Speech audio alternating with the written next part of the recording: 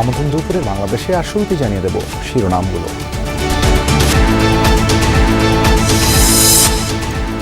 জ্বালানি সংকটের অজুহাতে ডিমের বাজারে অস্থিরতা, রাজধানীতে কমেছে যোগান, স্বস্তি নেই মাছ ও সবজির দোকানে। যে দোকানে যায় ওই দোকানে ওজন বেশি, সবাইকে ভাই মার্কেটের দাম বেশি, আনতে পারি না, মাল পাই না, ক্যারিং খরচ বেশি। মাছের বাজার যেরকম বাড়তেছে, মনে হয় আগামীতে আমরা দেশি মাছ কিনে খেতে পারবো না। গাড়ি আসে না আরো, তো এই কারণে দাম বাইরে গেছে। পাম্পগুলোতে দীর্ঘ অপেক্ষাতেও মিটছে না জ্বালানি চাহিদা। পরিমাণ মতো অন্য পাম্পে তেল পাইতেছে না, যে পাম্পে যায় এই পাম্পে শুধু বন্ধ। কিছু কিছু সিন্ডিকেটের কারণে আমরা কিন্তু এই ভোগান্তিগুলো পোহাচ্ছি। বৃহস্পতিবার বেলা 12টা আর আজকে শুক্রবার কেবলমাত্র ঢুকতে পারছি। হরমুজ খুলে না দিলে পেট্রোল ডিজেলের দাম আরও বাড়ার শঙ্কা আন্তর্জাতিক জ্বালানি সংস্থার।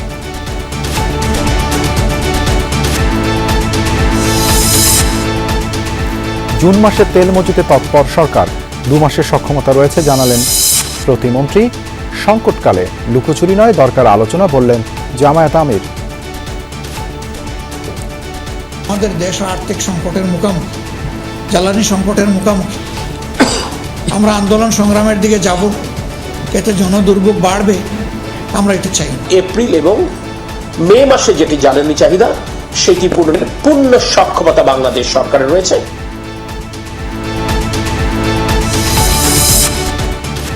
হাম ও উপসর্গ নিয়ে বাড়ছে মৃত্যু মিছিল, টিকা না পাওয়া আক্রান্তদের সংস্পর্শে আসা ও সচেতনতার অভাবকেই দুষছেন চিকিৎসকরা।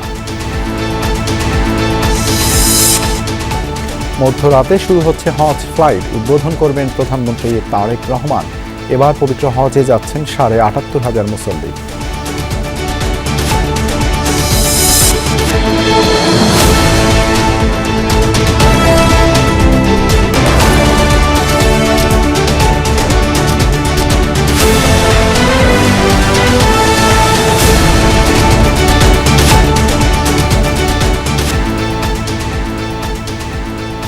দেখছেন শিরোনামগুলো। এছাড়াও দেশ বিদেশের আরও খবর নিয়ে দুপুরে বাংলাদেশে আপনাদের সাথে আছি আমি দেবাশিস রঞ্জন সরকার। বঙ্গোপসাগরে মাছ শিকারের নিষেধাজ্ঞার প্রভাব পড়েছে রাজধানীতে। কমেছে সামুদ্রিক মাছের সরবরাহ, আর এর প্রভাবে বেড়েছে মিঠা পানির মাছের দামও। সবজির বাজারও বেশ চড়া। দোকানিরা বলছেন জ্বালানি তেলের সংকটের কারণে পরিবহন খরচ বেড়েছে, যার উত্তাপে বাড়ছে দাম। বঙ্গোপসাগরে সব ধরনের মাছ শিকারের উপর 58 দিনের নিষেধাজ্ঞা চলছে। ফলে ঘাটেই পড়ে আছে ট্রলার, নেই জেলেদের ব্যস্ততা। আর এর ছাপ পড়েছে রাজধানীতেও। বাজারে তেমন নেই সামুদ্রিক মাছের যোগান, তবে ফ্রোজেন ইলিশের সরবরাহ থাকলেও দাম বেশ চড়া। 1 কেজি ওজনে ইলিশ বিক্রি হচ্ছে ৩,০০০ টাকার উপরে, রুইয়ের কেজি ৩৫০, পাঙ্গাস 220 এবং পাবদা বিক্রি হচ্ছে 500 টাকা দরে। ছোট মাছের দামেও নেই স্বস্তির আভাস। ট্যাংরা 700 ও কাচকি বিক্রি হচ্ছে 600 টাকায়। সরবরাহ কম, চাহিদা বেশি। ঢাকা শহর যেই হারে চাহিদা ওই হারে মাছ পাওয়া যাইতেছে না। বেশি তুলনামূলক এখন তো আগে যেরকম কম ছিল, সেলের পরিমাণ বেশি ছিল, আর এখন বাড়াতে আমাদের সেলও কম, আবার কাস্টমাররাও সঠিক কিনতে পারতেছে না। প্রচুর দাম, যে পরিমাণ দাম গরিব মানুষ মানে খেতে পারবে না। যারা উচ্চবিত্ত তাদের জন্যই বর্তমানে এই মাছের বাজার।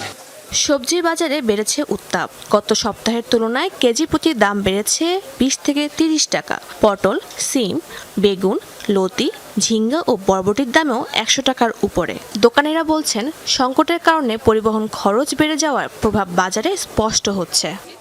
আমরা দাম দিয়ে কিনে আনলে তো আমরা বেশি বিক্রি করি, আবার আমরা কম দামে কিনে আনলে কম বিক্রি করি। মার্কেটের দাম বেশি, আনতে পারি না, মাল পাই না, ক্যারিং খরচ বেশি। ক্রেতাদের অভিযোগ, সিন্ডিকেটের দখলে চলে গেছে বাজার। তদারকি জোরদারের দাবি তাদের। কি সদা লইলাম ভাই, পুরা গেল 970 টাকা। তা কেমবে চলবো আমাদের সংসার? বেতন তো বাড়ে না, মালিকের কাছে করলে কর, না করলে জায়গা। শাজদিন অন্তরা, যমুনা নিউজ, ঢাকা। প্রথমে আকাশচুম্বী বাড়িয়ে এখন নামকাও আসতে কমানো হচ্ছে সোনালী মুরগির দাম। 420 টাকা কেজি থেকে মিলছে 380 থেকে 390 টাকায়। যদিও মাসখানেক আগে একই মুরগি কেনা যেত 320 টাকাতেই। ব্রয়লারের দামও 180 থেকে 185 টাকা হাঁকা হচ্ছে। এদিকে নিম্ন ও মধ্যবিত্তের প্রোটিনের উৎস ডিমের বাজারও চড়া। লাল ডিমের ডজন বিকোচ্ছে 120 টাকা করে। বিক্রেতারা বলছেন জ্বালানি সংকটের প্রভাবে সরবরাহ কমেছে। একই চিত্র রাজধানীর বাইরেও। আরও জানাচ্ছেন সহকর্মীরা। প্রায় 1 মাস ধরে মুরগির বাজার কিছুটা চড়া যাচ্ছে। সোনালী মুরগির দাম আকাশচুম্বী বাড়ানোর পর এখন নামকাওয়াস্তে কিছুটা কমানো হয়েছে। 420-440 টাকা কেজির মুরগি এখন 380-390 টাকায় মিলছে, কিন্তু মাসখানেক আগেও সেই একই মুরগি কেনা গিয়েছিল 290 থেকে 320 টাকাতে।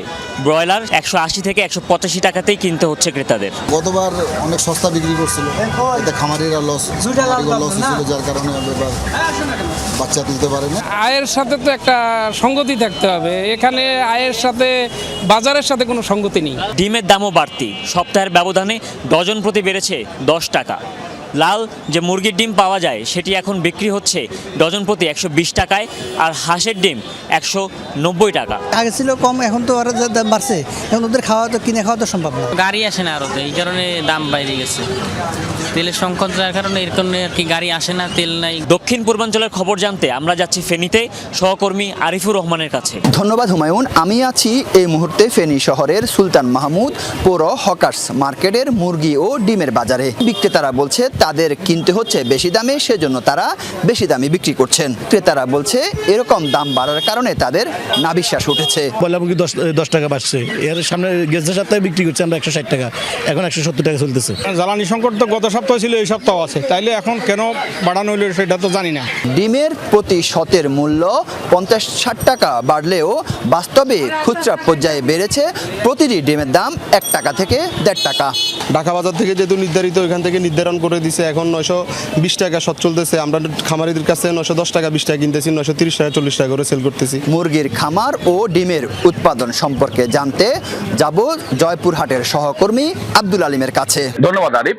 জয়পুরহাটে মুরগি এবং ডিমের উৎপাদন সম্পর্কে যদি বলি, খামার মালিক যারা রয়েছে তারা বলছেন যে একদিকে খাদ্যের দাম বেশি, অন্যদিকে বিভিন্ন ধরনের রোগ বলার কারণে খামারগুলোতে উৎপাদন কমে গেছে। মুরগির উৎপাদন যেমন কমে গেছে, তেমনি ডিমের উৎপাদন এবং সরবরাহ কিন্তু কমে গেছে। খাদ্যর মূল্য বেশি, আবার খামারের কিছু অসুখ হয়ে মুরগি কিছু মারা গেছে, এর সঙ্গে টাবল পড়ে গেছে মুরগি। আমরা তো চাকরিজীবী মানুষ, তাই তো আমাদের মনে করেন নাভিশ্বাস উঠে যাচ্ছে। সাধারণ মানুষজন কি করবে তাহলে? যেখানে আমাদের পার ডে পারিশ্রমিক বা ইনকাম করে থাকে 5 থেকে 600 টাকা, সেখানে মুরগি কিনতে লাগতেছে 340 টাকা। ডিম বিক্রি হচ্ছে খুচরাতে 42 থেকে 40 টাকা হালি, এবং পাইকারিতে বিক্রি হচ্ছে 40 থেকে 42 টাকা। এই ছিল আমার কাছে বরেন্দ্র অঞ্চলের মুরগি এবং ডিমের উৎপাদন সম্পর্কে সর্বশেষ তথ্য। সাপ্তাহিক ছুটির দিনেও রাজধানীর ফিলিং স্টেশনগুলোতে জ্বালানি তেলের তীব্র সংকট। ঢাকার বিভিন্ন এলাকায় ভোর থেকেই পাম্পগুলোর সামনে যানবাহনের দীর্ঘ সারি। জ্বালানি পাওয়ার আশায় চালক মালিকরা ঘন্টার পর ঘন্টা করছেন অপেক্ষা। জানান গত রাতে পাম্প বন্ধ থাকায় তেল নিতে পারেননি তারা, তাই রাতভর পাম্পের সামনে অপেক্ষা করে সকালে সিরিয়ালের প্রথম দিকে থাকার চেষ্টা করছেন। তাতেও মিলছে না নিশ্চয়তা। তেল সরবরাহ নিয়ে স্পষ্ট কোনো তথ্য না থাকায় ভোগান্তি আরও বেড়েছে।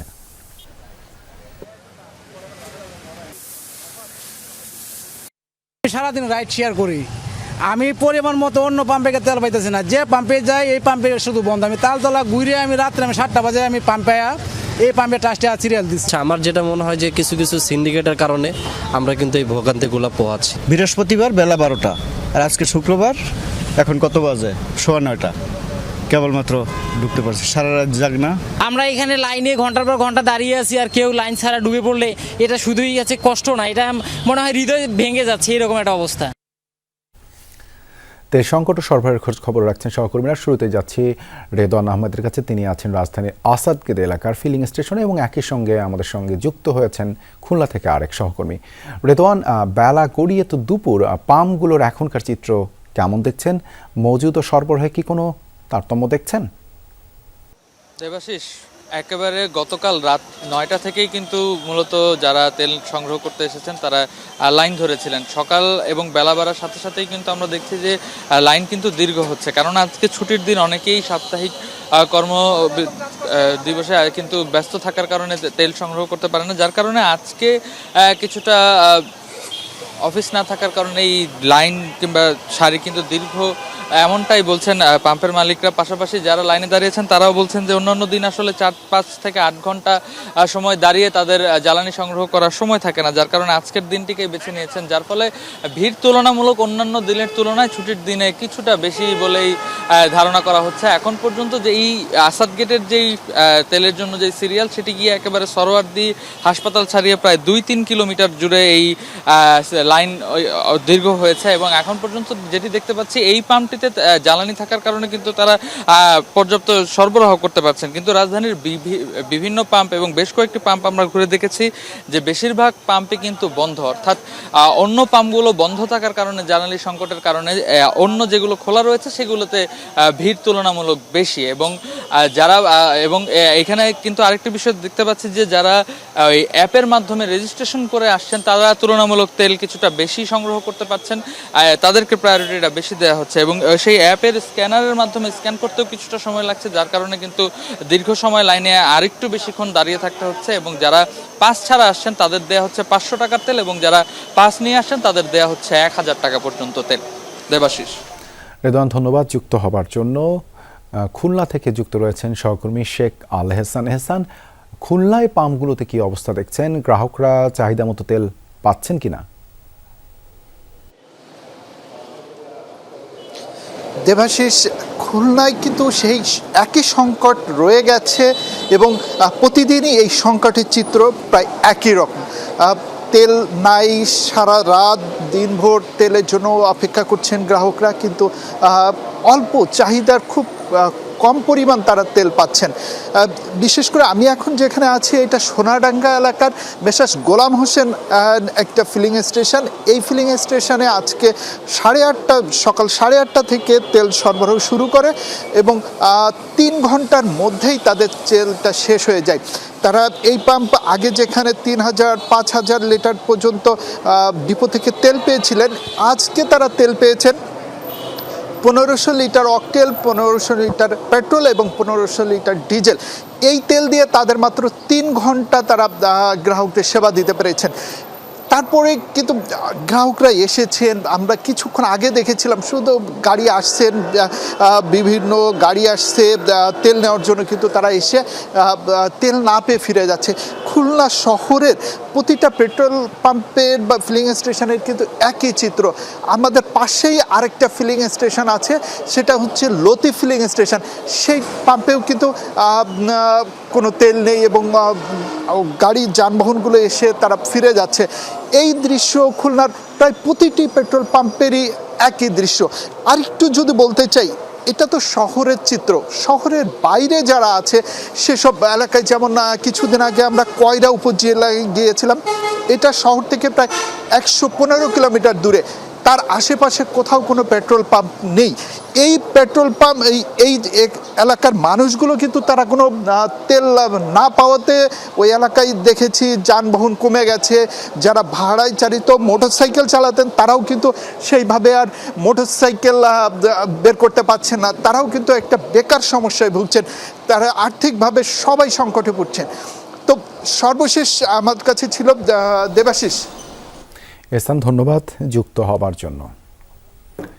দেশে এপ্রিল ও মে মাসের জ্বালানি চাহিদা পূরণের পূর্ণ সক্ষমতা রয়েছে, এমনটাই জানিয়েছেন বিদ্যুৎ, জ্বালানি ও খনিজ সম্পদ প্রতিমন্ত্রী অনিন্দ্য ইসলাম অমিত। সকালে চট্টগ্রামের ইস্টার্ন রিফাইনারি পরিদর্শনে যান তিনি। এ সময় প্রতিমন্ত্রী বলেন, দেশের ইতিহাসে বর্তমানে সবচেয়ে বেশি জ্বালানি মজুত রয়েছে।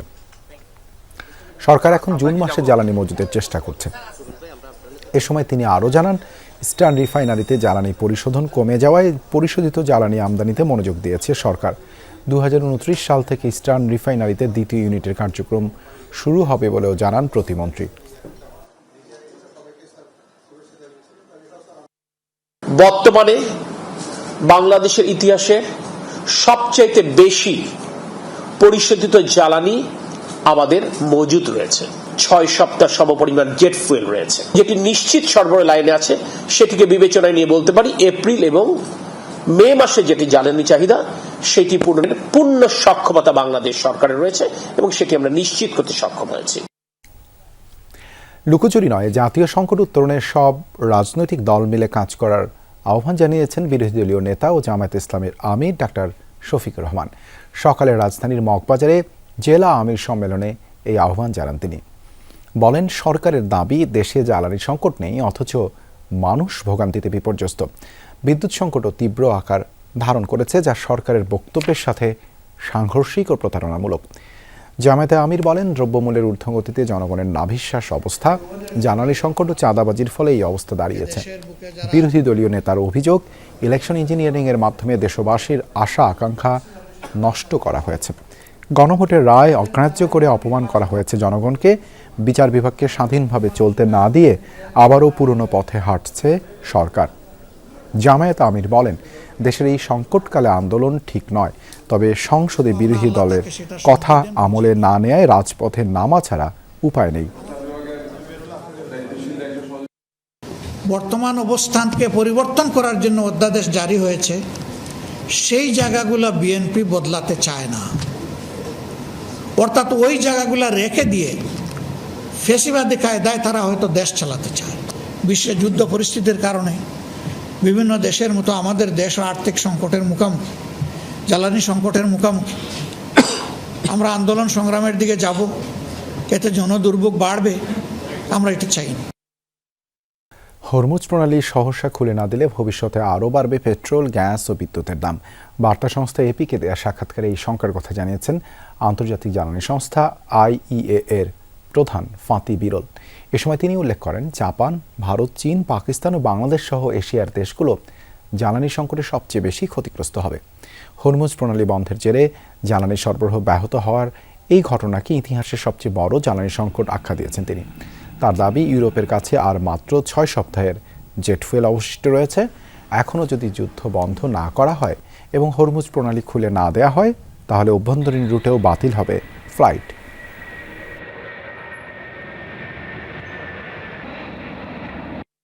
Japan, Korea, India, China, Pakistan, ইরানের উপর ইসরায়েল যুক্তরাষ্ট্রের হামলার কারণে বন্ধ হরমুজ প্রণালী, যার কারণে বিশ্বের কিছু দেশ বেশি ক্ষতিগ্রস্ত।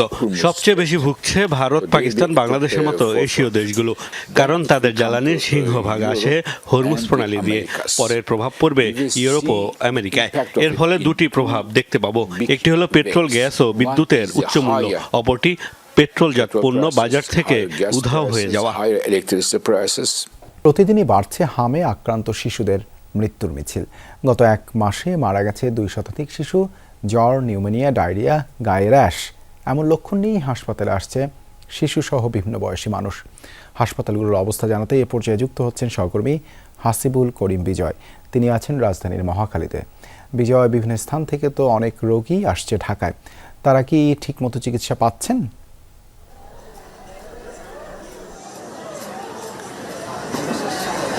মহাখালীর ডিএনসিসি হাসপাতালে যে পরিমাণ আসলে রোগী আছে, সেই রোগী অনুযায়ী ডক্টরদের সাথে কথা হয়েছে। ডক্টররা বলছেন যে তারা সার্ভিস দিচ্ছেন, তারা সেবা দিচ্ছেন, কিন্তু পর্যাপ্ত যে সেবা সেটি আসলে মূলত পাচ্ছেন। আপনি দেখতেই পাবেন যে হাসপাতালের ভেতরে কি পরিমাণ আসলে মানুষ রয়েছে। প্রত্যেকটি যে কয়টি আসলে বেড রয়েছে, প্রত্যেকটি বেডে আসলে একটি করে রোগী রয়েছে, এবং যে পরিমাণ শয্যার ব্যবস্থা তাদের ছিল তার থেকেও বেশি এক্সটেন্ডও করা হয়েছে, এমনটাও আমরা জানতে পেরেছি। এবং আমি যদি বলি যে এই মুহূর্তে যে পরিমাণ রোগী আসলে আছে তাদের সাথে আমার কথা হয়েছে।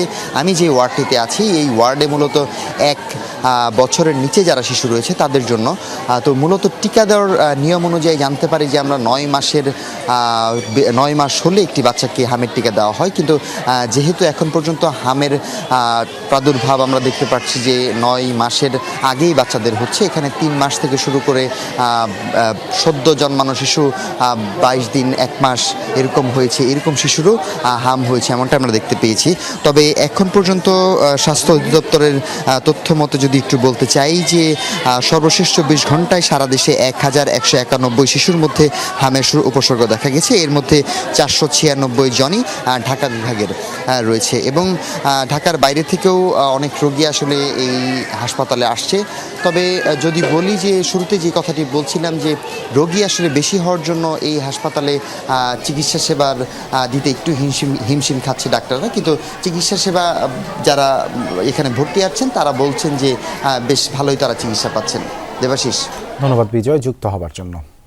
হাম পরিস্থিতির আরও খবর জানাতে রাজশাহী থেকে যুক্ত হচ্ছেন সহকর্মী তারেক মাহমুদ। তারেক, রাজশাহী মেডিকেলে হামের উপসর্গ নিয়ে নতুন করে কতজন রোগী ভর্তি হয়েছে আর চিকিৎসকরা কি বলছেন?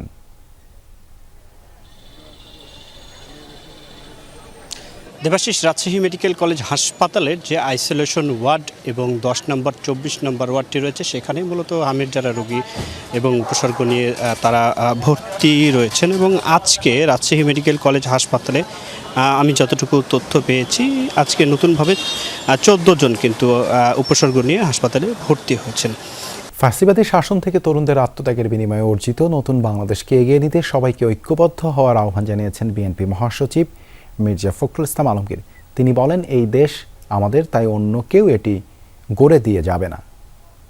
ফ্যাসিস্ট শাসনের পরে যখন আমাদের দম বন্ধ হয়ে আসছিল, যখন আমরা কথা বলতে পারতাম না, যখন আমরা চোখের সামনে দেখলাম 24শে জুলাইয়ে আমাদের ছোট ছোট ছেলেরা মেয়েরা তারা প্রাণ দিচ্ছে অকাতরে দেশের পরিবর্তনের জন্যে, আমাদের মনে আবার স্বপ্ন জেগে উঠেছে। আমরা আবার ভাবছি যে আমরা আমাদের এই প্রিয় দেশটাকে আমরা বাসোপযোগী করে তুলব। বাংলাদেশ থেকে পবিত্র হজ পালনে মধ্যরাত থেকে মক্কার উদ্দেশ্যে যাত্রা শুরু করবেন মুসল্লিরা। হযরত শাহজালাল আন্তর্জাতিক বিমানবন্দর থেকে 419 যাত্রী নিয়ে প্রথম ফ্লাইট ছেড়ে যাবে রাত 12:20। ধর্ম মন্ত্রণালয় জানায়, রাতে হজ ফ্লাইট উদ্বোধন করবেন প্রধানমন্ত্রী তারেক রহমান। প্রধানমন্ত্রীর আগমন ঘিরে বিমানবন্দর এলাকায় কয়েক স্তরের নিরাপত্তা নেওয়া হয়েছে। কর্তৃপক্ষ জানায়, আশকোনা হজ ক্যাম্পে শেষ মুহূর্তের প্রস্তুতি সেরে নিচ্ছেন আল্লাহর ঘরের মেহমানরা। শনিবার হজ যাত্রার প্রথম দিনে 14টি ফ্লাইট ছেড়ে যাবে। এবছর বাংলাদেশ থেকে ৭৫,০০০ মুসল্লি হজ পালনের জন্য নিবন্ধন করেছেন। এর মধ্যে সরকারিভাবে ৪,৫৬৫ জন এবং বেসরকারি ব্যবস্থাপনায় যাচ্ছেন ৭৩,৯৩৫ জন। ধর্ম মন্ত্রণালয় জানায়, হজ যাত্রীদের জন্য এবছর 207টি ফ্লাইট পরিচালনা করা হবে। সবশেষ ফ্লাইট ছেড়ে যাবে 21শে মে। হজের আনুষ্ঠানিকতা শেষে 30 মে থেকে ফিরতি ফ্লাইট শুরু হবে। বেড বলেন, বিছানা বলেন, ওয়াশরুম সব কিছু ভালো, বাট একটা মশা। আমার যেমন আমার আম্মা আমার আপু এসছে সাথে, তারাও যাবে, তারা আছে দোতলাতে।